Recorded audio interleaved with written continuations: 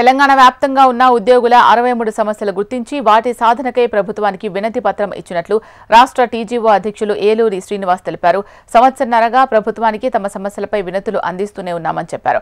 సమస్యల పరిష్కారంపై ప్రభుత్వం ఫోకస్ చేయకపోతే పెద్ద ఎత్తున ఉద్యమం చేస్తామంటున్న టీజీఓ అధ్యక్షులు ఏలూరి శ్రీనివాస్తో మా ప్రతినిధి ప్రేమ్ ఫేస్ టు ఫేస్. రాష్ట్రంలో ఒకవైపు కాంగ్రెస్ ప్రభుత్వం ఏర్పడి దాదాపు 14 నెలలు గడిచింది. మరొక వైపు ఉద్యోగస్తులకు సంబంధించినటువంటి సమస్యలు పరిష్కారం చేయాలని చెప్పి ఉద్యోగ సంఘాలన్నీ కూడా డిమాండ్ చేస్తూ వస్తున్నాయి. ప్రస్తుతం మనతో పాటు మాట్లాడడానికి టీజీఓ అధ్యక్షులు శ్రీనివాస్ గారు ఉన్నారు. సార్ చెప్పండి, నిజంగానే కాంగ్రెస్ ప్రభుత్వం ఏర్పడిన నాటి నుంచి కూడా చెప్తుంది గత ప్రభుత్వంలో చేసినటువంటి అప్పుల కారణంగానే మీ సమస్యలు పరిష్కారం చేయడమని వారు చెప్తున్నారు. మీరేమో సమస్యలు ఉన్నాయని మీరు అంటున్నారు. ఎట్లా చూడాలి సార్? ఇప్పుడు ప్రభుత్వం చెప్పే దాంట్లో కూడా నిజాయితీ ఉంది, కానీ మా సమస్యలు అంతకంటే సీరియస్నెస్ మా సమస్యల్లో ఉన్నాయి.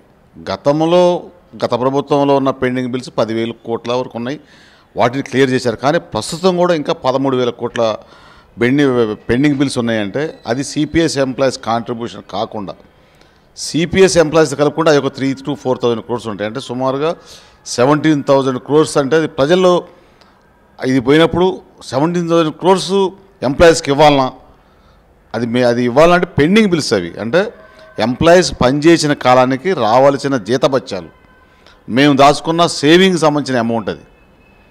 కానీ ప్రజల్లో కానీ బయట ఉన్న సాధారణ ప్రజలకు కానీ మేధావులకు కానీ ఏమంటే ఇన్ని వేల కోట్లు ఎంప్లాయీస్కి పోతాయా, మాకు రావాల్సినవి. కానీ ఈ ప్రభుత్వంలో కూడా మేము కావాలని కోరి తెచ్చుకున్నాం, మేనిఫెస్టోలో పెట్టిన దాన్ని స్వాగతించాం, అవుద్దని నమ్మాం. ఆర్థిక పరిస్థితి బాగలేదంటే వెయిట్ చేసాం. 1.5 years అయింది.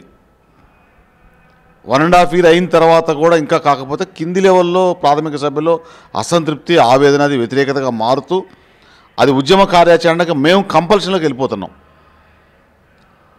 క్యాబినెట్ సబ్ కమిటీని వేశారు మంత్రివర్యులతో. మా ఉప ముఖ్యమంత్రి వర్యులు చైర్మన్గా గౌరవ పొన్నం సారు, అదేవిధంగా శ్రీధర్బాబు సార్ తోటి కమిటీ వేశారు. దాని తర్వాత అఫీషియల్ కమిటీ వేశారు.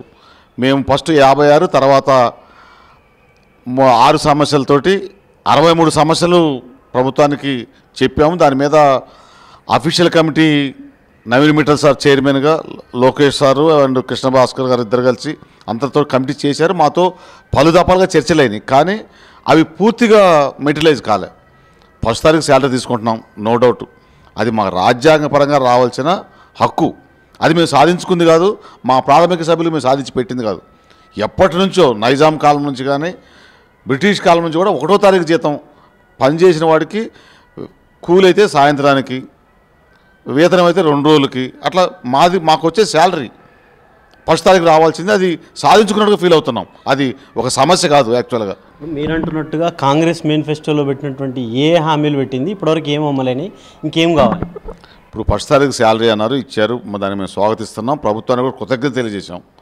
పెండింగ్ బిల్స్ క్లియర్ చేస్తున్నారు. ఈ రోజు కూడా ఒకటి కాదు, మెడికల్ బిల్స్ కావచ్చు, మా పెన్షనర్స్ గ్రాట్యుటీ కంపిటేషన్ కావచ్చు, సరెండర్ లీవ్స్ కావచ్చు, పోలీస్ డిపార్ట్మెంటు అంటే నిరంతరం ప్రజల్లో ఉండి యూనిఫామ్ వేసుకొని వర్షంలో ఎండలో అట్ట నిలబడి ఉన్న పోలీస్ డిపార్ట్మెంట్ వాళ్ళు బయటికి పోవడానికి కూడా లేదు. మనం అనుకుంటాం వాళ్ళు ఏదో బాగా ఎంజాయ్ చేస్తున్నారు పవర్ని. వాళ్ళకున్న బాధలు surrender leaves 6 surrender leaves pending ఉన్నాయి. ఒక సరెండర్ లీవ్ పెండింగ్ ఉంటేనే గొడవ చేసి చికాకు చేస్తాం. 6 సరెండర్ జనరల్ ఎంప్లాయీస్కి ఉన్నాయి, కానీ పోలీస్ డిపార్ట్మెంట్కి 6 ఉన్నాయి. టీఏ బిల్స్ ఉన్నాయి. పోలీస్ డిపార్ట్మెంట్లో చిన్న ఉద్యోగులు, కానిస్టేబుల్, హెడ్ కానిస్టేబుల్, వీళ్ళంతా ఎట్టంటే పిల్లల చదువుల కోసం, తల్లిదండ్రుల ఆరోగ్యం దానికోసం అని చెప్పి వీటిని సరెండర్ లీవ్స్ని, టీఏ బిల్స్ని వాడుతుంటారు. ఎక్కడికైనా డ్యూటీ చేస్తే కూడా కంపల్సరీ పోవాలి వాళ్ళు. ఆ అమౌంట్ ఇవ్వకుండా, టీఏ బిల్స్ ఇవ్వకుండా ఎన్ని రోజులు చేయగలుగుతారు? నాట్ ఓన్లీ పోలీస్ డిపార్ట్మెంట్, కొన్ని డిపార్ట్మెంట్లు ఫస్ట్ తారీఖు మీరు శాలరీ అన్నారు, వస్తుంది, తీసుకుంటున్నాం.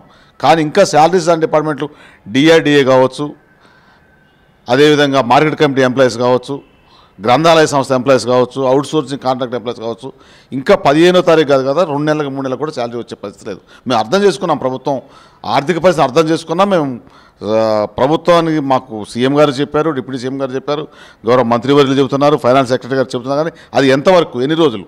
1.5 years అయింది. ఆల్రెడీ మేము కార్యాచరణ ప్రకటించాం.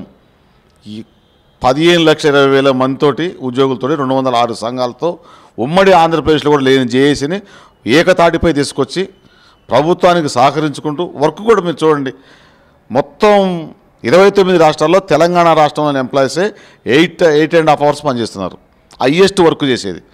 పనుల విషయంలో మేము కాంప్రమైజ్ కాము, 1 గంట అదనంగా పనిచేస్తాం. కానీ మా సమస్యలు హెల్త్ కార్డ్స్ గత ప్రభుత్వంలోనే మాకేదో ఆశ చూపించి అయిపోయింది అని జీవో ఇష్యూ చేశారు. ఈ రోజు వరకు కూడా ఇంప్లిమెంట్ కాలే. హెల్త్ సెక్రటరీ గారు ఒక్కసారి కూడా పిలిచి మీటింగ్ పెట్టలే. హెల్త్ సెక్రటరీ గారి దగ్గరికి పోతే మినిస్టర్ గారిని కలమంటారు, మినిస్టర్ గారికి వెళ్తే హెల్త్ సెక్రటరీ గారు అంటారు, హెల్త్ సెక్రటరీ గారి దగ్గరికి పోతే ఒకసారి సిఎస్ గారు అంటారు, సిఎస్ గారి దగ్గరికి పోతే అయిపోయింది అని చెప్తారు. ఇంతవరకు ఒకసారి కూడా మీటింగ్ పెట్టలే. మీరన్నట్టుగా 63 ప్రధానమైనటువంటి డిమాండ్లు ప్రభుత్వం ముందు ఉంచారు.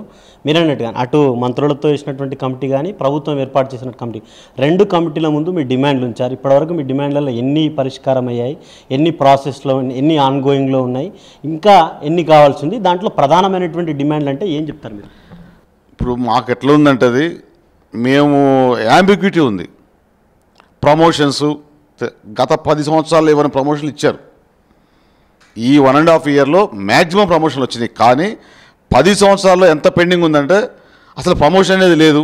మాకు పోలాభిషేకాలు సరిపోయాం గత ప్రభుత్వంలో. ఇంకా చాలా పెండింగ్ ఉన్నాయి. ఇప్పుడు మేము ఎక్కువ ఇచ్చినాం అంటే మేము ఎక్స్పెక్ట్ చేసింది కానీ మేనిఫెస్టోలో పెట్టింది కానీ ఎక్కువ ఉంది గవర్నమెంట్ మీద. అవి ఇవ్వాల్సినవే మేము ఫైనాన్షియల్ కానీ నాన్ ఫైనాన్షియల్ ఉన్నాయి. జాయింట్ స్టాఫ్ కౌన్సిల్ పెట్టమన్నాం ఎంప్లాయీస్కి. 1.5 ఇయర్ అయింది జాయింట్ స్టాఫ్ కౌన్సిల్ రీకాన్స్టిట్యూట్ కాకుండా. ఇంప్లిమెంటేషన్ కమిటీ అడిగాము, రీసెంట్గా చేశారు. 111 జీవో ప్రకారం మన మాజీ సిఎస్ గారితో కమిటీ చేశారు. కొంత వర్క్ నడుస్తుంది కానీ ఇంకా మెటీరియలైజ్ కావాలి. నర్సింగ్ డైరెక్టరేట్ ఏర్పాటు చేస్తామన్నారు. క్యాబినెట్లో తీసుకున్న డెసిషన్స్ కానీ ఆఫీసర్స్ కమిటీలో తీసుకున్న డెసిషన్స్ కానీ వాటిని మాకు పేపర్ రూపంలో గతంలో ఒక ఆనవాయితీ ఉంది. చర్చలు జరిగాక దానిపైన మినిట్స్ని రాసి ఉద్యోగ సంఘాలకు ఇచ్చినప్పుడు మేము కింది సభ్యులు చెప్పే ఆనవాయితీ ఉంది. ఇంతవరకు మేము ఆఫీసర్స్ కమిటీని అడిగాము, క్యాబినెట్ సబ్ కమిటీని ఎంప్లాయీస్ వెల్ఫేర్ మీద వేసిన కమిటీ వారిని అడిగాము. ఈ రోజు వరకు కూడా మాకు ఎటువంటి రిప్లై ఇవ్వలేదు. కొన్ని అవుతున్నాయి, మేము కాదంటలేదు. కొన్ని అందులో 16 సమస్యల దాకా చాలా వరకు క్లియర్ చేసుకుంటూ వస్తున్నారు. ఎకనామిక్స్ అండ్ స్టాటిస్టిక్స్లో కొన్ని క్యాడర్ స్ట్రెంత్ వచ్చింది, అదేవిధంగా ఉమెన్ అండ్ వెల్ఫేర్లో వచ్చింది, సర్వే అండ్ ల్యాండ్ రికార్డ్స్ వచ్చినాయి. కొన్ని అవుతున్నాయి, అసలు కావట్లేదని కాదు. నాన్ ఫైనాన్షియల్ ఐటమ్స్ చేయడానికి అఫీషియల్స్కి హెల్త్ సెక్రటరీ గారు హెల్త్ కార్డ్స్ది ఒకరోజు కూర్చోబెట్టి మాట్లాడవచ్చు కదా. ఈ రోజు వరకు కూడా ఒకసారి కూడా పిలవలేదు. మేము మినిస్టర్ గారిని అడగాలన్నా, హెల్త్ సెక్రటరీ గారిని అడగాలన్నా? సీఎం గారు ఆల్రెడీ చెప్పారు, డిప్యూటీ సీఎం గారు చెప్పారు, అది ఇంప్లిమెంట్ కావట్లేదు. ఇప్పుడు మీరన్నట్టుగా మీ సమస్యలు ఒకవేళ ప్రభుత్వం పరిష్కారానికి మరొకసారి ప్రభుత్వ పెద్దలను కలుస్తారా, లేకపోతే భవిష్యత్ కార్యాచరణ ఎట్లా ఉండబోతుంది? మేము ప్రభుత్వ పెద్దలను కలవటం కాదు, మేము ప్రతిరోజు కలుస్తున్నాం, వాళ్ళతోటే ఉంటున్నాం, నిత్యం వాళ్ళతో ఉంటున్నాం. వాళ్ళకు కూడా కొంత ఇబ్బందులు ఉన్నాయి, మేము అర్థం చేసుకున్నాం. కానీ మాకు కింద నుంచి వచ్చే ఒత్తిడితోటి ఆల్రెడీ ఆగస్టు 15 వరకు టైం ఇచ్చిన తర్వాత జేఏసీ అంటే ఒక గెజిట్ అధికారులు, టీఎన్జిఓసో, 4th క్లాసో, టీచర్ల సంఘాలు కాదు, 206 సంఘాలు. ఆగస్టు 15 వరకు ప్రభుత్వం నుంచి మనకి సరి అయిన రెస్పాన్స్ లేకపోతే మళ్ళీ కార్యాచరణగా మీటింగ్ పెట్టుకోవాలని డిసైడ్ అయ్యాం. దానికంటే ముందే ఆల్రెడీ మా పెన్షనర్ సోదరులు ఒక అడుగు ముందుకేసి ధర్నాలు, ఎందుకంటే వాళ్ళకి ఇబ్బందులు ఎక్కువ ఉన్నాయి కాబట్టి వాళ్ళు చేస్తున్నారు. దీంతో పాటుగా 1వ తారీఖున నేషనల్ లెవెల్లో పెన్షన్ విద్రోహ దినం ఉంది కాబట్టి దాన్ని పెద్ద ఎత్తున అన్ని జిల్లా హెడ్ క్వార్టర్స్లో, అదేవిధంగా ఇక్కడ కూడా హైదరాబాద్లో కూడా జేఏసీ ఆధ్వర్యంలో పెద్ద ఎత్తున నిరసన కార్యక్రమం ఒక సభ పెట్టాలని నిర్ణయించుకున్నాం. వీటితో పాటుగా 15, 16, 17 హాలిడేస్ ఉన్నాయి కాబట్టి 18 కానీ 19 కానీ జేఏసీ సమావేశం ఏర్పాటు చేసుకోవాలనే ఆలోచన ఉంది. ఏర్పాటు చేసుకొని తదుపరి కార్యాచరణ కంపల్సరీ ఉంటుంది. లేని పక్షంలో మేము ఉద్యోగ సంఘ నాయకులుగా ఉండం. మమ్మల్ని కిందిలో ప్రాథమిక సభ్యులకి కావాల్సింది ఈ చిన్న చిన్న సమస్యలు కాదు, మేజర్గా ఉన్న డిఏలు, పిఆర్సీ, పెండింగ్ బిల్స్, 317, సిపిఎస్. ఇప్పుడు మీరన్నట్టుగా కొంత బయట చర్చ అయితే జరుగుతుంది. ఏసీబీ దాడుల్లో కులాలను బేస్ చేసుకునే దాడులు జరుగుతున్నాయని చెప్పేసి బీఆర్ఎస్కు సంబంధించినటువంటి నేతలు అంటున్నారు. అట్లాంటివన్నీ మీ దృష్టికి వచ్చినాయా సార్? మాకు ఏసీబీకి సంబంధించిన ఎంప్లాయీకి సంబంధించింది డైరెక్ట్ ర్యాపింగ్ దాంట్లో మేము ఎటువంటి మాట్లాడడానికి లేదు. అందరూ శుద్ధపూసలేం కాదు, రాజకీయ నాయకులు శుద్ధపూసలు కాదు, ఐఏఎస్ ఆఫీసర్లే శుద్ధపూసలేం కాదు, మా ఎంప్లాయీస్ ఏం కాదు, ప్రజలకు అందరూ అదే తాను ముక్కలు అందరూ కూడా. దానికి మేము అనం. కానీ డిస్ప్రపోర్షనల్ అసెట్స్ కింద కక్షపూరితంగా చేయడం అనేది దాన్ని మేము నిరసన వ్యక్తం చేస్తున్నాం. దాంతోపాటుగా ఏసీబీలో కొన్ని రాజకీయ కక్షలతో చేయించిన వాటిని దానికి 2 years టైం ఉంది. 2 years లోపు ఎంక్వైరీ చేయండి. లేని పక్షంలో ఎంక్వైరీ చేసి రిమూవ్ చేయండి, జైలుకు పంపండి. లేకపోతే రిజిస్ట్రేట్ చేయాలి. అది చేయట్లేదు. 2 years చేయాలి. అదేవిధంగా డిసిప్లినరీ కేసులో కానీ మిగతా ఛార్జెస్ ఉన్న వాటిలో కూడా 6 months లోపు చేయాలి సస్పెండ్ చేసినప్పుడు. లేదు దాన్ని ఎంక్వైరీ చేసి పనిష్మెంట్ ఇవ్వండి. అది కూడా చేయట్లేదు. ఇది కూడా మాది మేజరే. వాటితో పాటు మేము అడుగుతున్నాం, సంఘాలకు కూడా సంఘ స్థలాలు గత ప్రభుత్వంలో ఎక్కడ కూడా బిల్డింగ్స్ కానీ ఉద్యోగులకు సంబంధించిన సంఘాలకు ఎక్కడ రికగ్నేషన్ ఇవ్వలేదు, వాళ్ళకి వెల్ఫేర్ చూడలేదు, సంఘ భవనాలకి ఎక్కడ ఏమీ చేయలేదు. వాటితో పాటు సొసైటీలు మాకు హౌసింగ్ సొసైటీలు గత ప్రభుత్వం 11 సంవత్సరాలు ఎక్కడ కూడా సింగిల్ ఒక గజం జాగ కూడా ఇవ్వలేదు. ఏదేమైనా కూడా ఖచ్చితంగా ఎల్లుండి జరిగేటువంటి సమావేశంలో భవిష్యత్తు కార్యాచరణపై నిర్ణయం తీసుకుంటామని చెప్పి ఇప్పటికే సెప్టెంబర్ 1వ తేదీ పెన్షన్ విద్రోహ దినంగా దేశవ్యాప్తంగా జరుగుతుంది. దాంట్లో హైదరాబాద్లో కూడా పెద్ద ఎత్తున ఒక భారీ బహిరంగ సభ ఏర్పాటు చేయబోతున్నామని చెప్తున్నారు.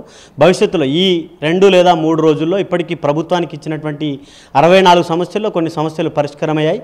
మిగతా సమస్యలు ఆర్థికపరమైనటువంటి అంశాలు కాకుండా మిగతా పాలనా పరంగా ఉన్నటువంటి సమస్యలను పరిష్కారం చేయాలని చెప్పేసి కూడా టీజీఓ అధ్యక్షులు ఏలూరి శ్రీనివాస్ కోరుతున్నారు. కెమెరామెన్ శ్రీకాంత్తో ప్రేమ్, హెచ్ఎం టీవీ.